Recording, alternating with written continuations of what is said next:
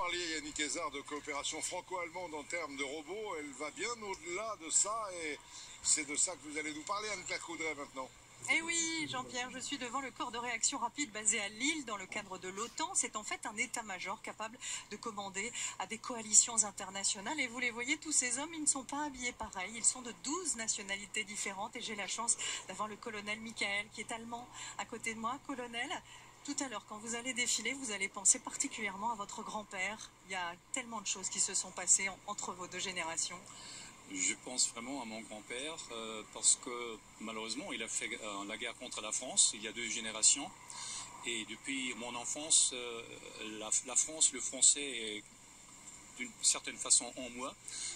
Les premiers contacts avec des militaires en Allemagne quand j'étais enfant, c'était avec des Français stationnés en France, en Allemagne, et c'était aussi le cas pendant mon service actif. Les premiers contacts internationaux, c'était avec les militaires français en Allemagne. Alors ça reste avec moi pendant toute ma carrière militaire. La coopération internationale, c'est la garantie de la paix, c'est la meilleure garantie de la paix, travailler ensemble.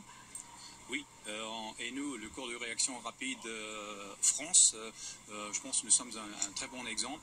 On est un corps de réaction français, plutôt français, pour la France, mais un corps de réaction multinationalisé. On est 12 nations, on est 14 nations, on travaille ensemble dans la zone de l'OTAN, mais de préférence pour la France. Vous allez défiler oui. aux côtés d'hommes que votre grand-père a combattus. Ça, oui. C'est un sacré symbole. Oui, et honnêtement, je suis à la fois fier et heureux, et si mon grand-père probablement pourrait voir ce que je fais, il serait heureux.